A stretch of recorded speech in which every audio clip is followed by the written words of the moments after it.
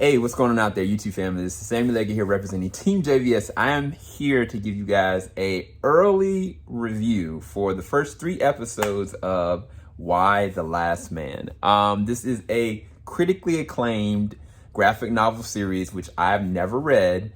So you guys will get my unfiltered perspective on just this and the merits of it as a show. Is it compelling enough? Does it work?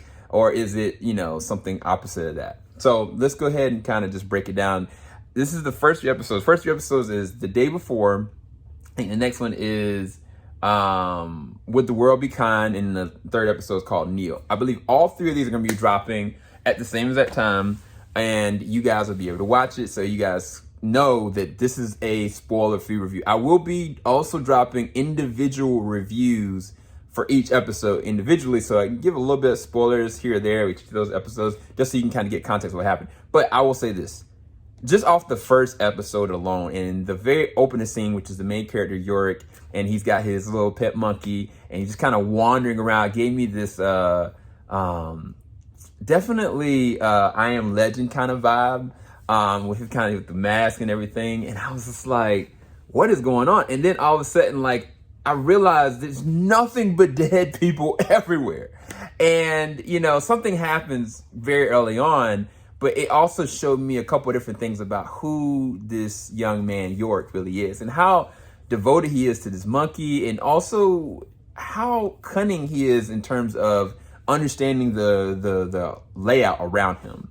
Now, so the key players of this, and I'll also kind of give you a backdrop of what this is about. York is technically the only and last man still alive. You've seen that much in the trailers because of a catastrophic event, which I'm not going to go into the details. But all the female population are trying to understand why, how it happened, and his mother, whose name is Jennifer Brown, she's put into a very high leadership situation, whereas before she was, trying to climb up the ladder. Now she's being forced to try to deal with it.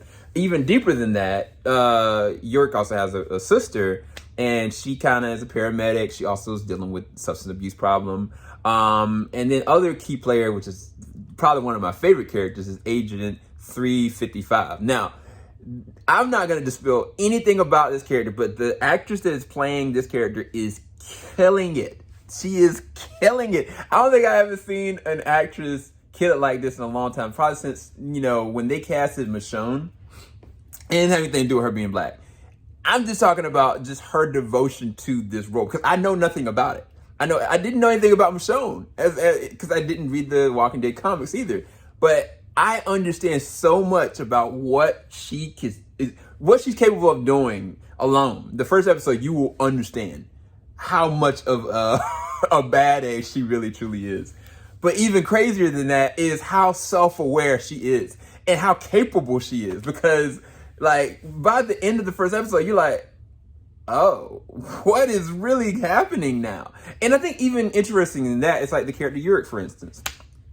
From the first 3 episodes alone, I've had multiple different feelings about him. One, I think the actor that's playing the role of Yorick is amazing.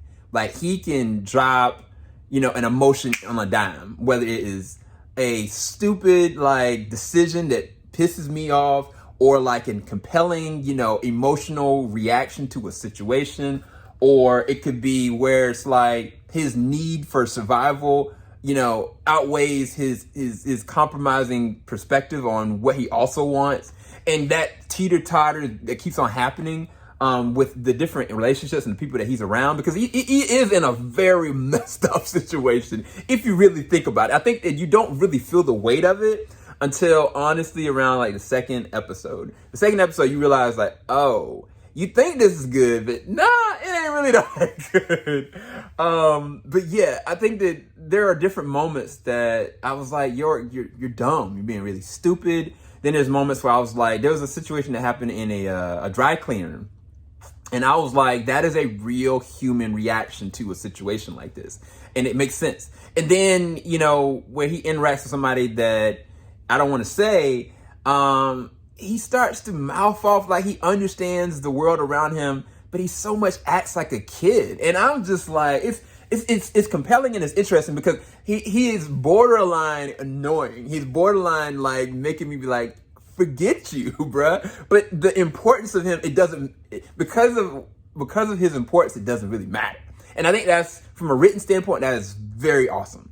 And again, like I said, even with Agent 355, like, I'm not saying she's a good person either.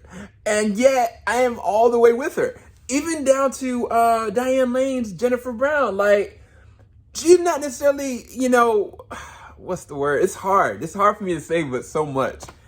She's not innocent either. None of the people in this show are innocent at all. And you will find out how true that is just the first episode off gate. Now, I apologize because I'm talking around a lot of the different characters, but the characters make up a big bulk of the film. But there's a lot of practical effects. There's a lot of CGI effects in this that I think feel apocalyptic. Like the stakes really do. There's a tension that you feel throughout the whole entire film. Because I was kind of like, after the first episode, I was like, where is there gonna feel any more tension? Like, whatever's happened has happened now, But gradually they start to show you like how the world is starting to disintegrate, and how crazy it's gonna get. And I mean, I think that the only thing I can think of that reminded me of this is Children of Men.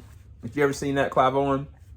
But with this specifically, like, I was like, there's something that when the event happens, the first episode, I was like, man, this is ticking me off. Like, why are they taking so much time? But then when you get the understanding of, after this episode, after the first episode, the ripple effect, you will pay so much more you'll appreciate the first episode so much more after you've gone through the second and third episodes, because the ripple effect and the different characters and different factions, different people, like by the third episode, you're just like, oh, this is bad.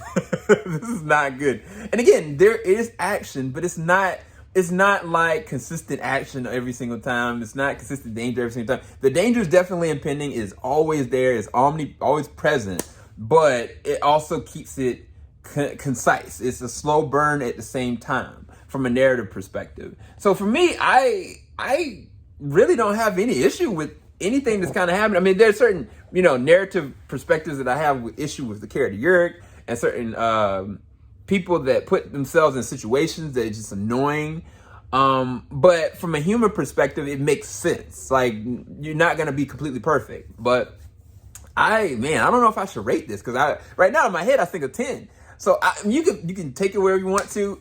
I think when you get the chance to watch Why the Last Man, you will not be disappointed. Go and check it out on Hulu as soon as you can, as soon as it's readily available to you. Oh, and I want to also acknowledge today, as I'm recording this, amazing actor in Michael